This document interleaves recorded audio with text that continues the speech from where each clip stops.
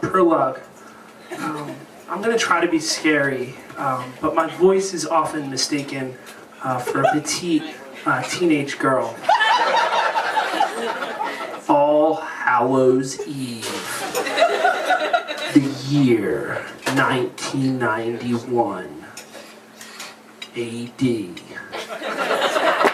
The place, Northeast Philadelphia, where monsters often hide in plain sight, where I discovered two monstrous creatures from my own family. One, a tutu-wearing 4-year-old vampire, and two, a middle-aged, bleeding from the brain MPB monster. Footnote, I know that you don't know what MPB stands for yet, but it's going to help build dramatic tension. Okay, so I don't remember what I was dressed as that Halloween. The only costumes that I really remember myself and my twin wearing were the times that we went as crisscross. Dope! It was cute once, the second time I don't think people got it. So we were at the top of a hill, about a block from my house, and my brother and I were kind of clambering near my dad at the bottom of a set of concrete steps that led up to the house that were fairly high. My sister, in her pink dance recital tutu, was clopping up to the top of the steps, and as she kind of stood there, and my brother and I were trying to go to the next candy oasis, and my dad was trying to mitigate between the two of us and her, my sister looks up at my dad.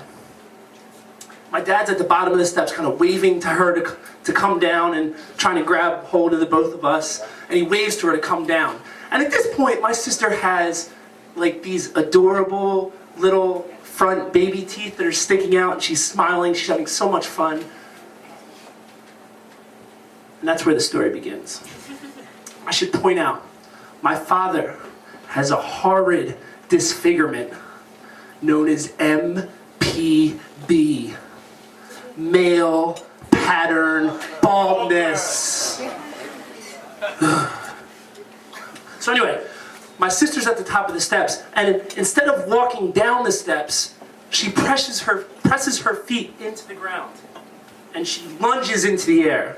And she's got this puffy pink tutu on, and she's got her arms out, and she looks kind of like a human bat in a cheap Prince movie.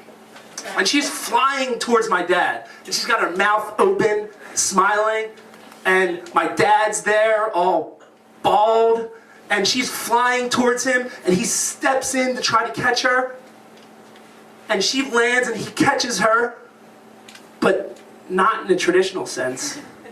The first thing that hits my dad is her two front teeth, and they land right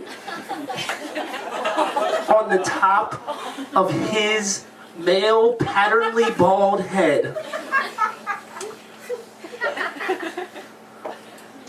Epilogue.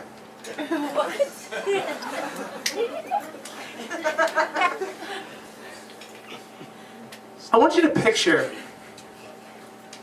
my father, bleeding from the skull, running back towards our house and then shuffling back to make sure his kids are coming. Two Teenage Mutant Ninja Turtles, let's just say we were Teenage Mutant Ninja Turtles, shuffling behind him. And all the way back, this cute little princess with a goatee of blood around her face, wailing.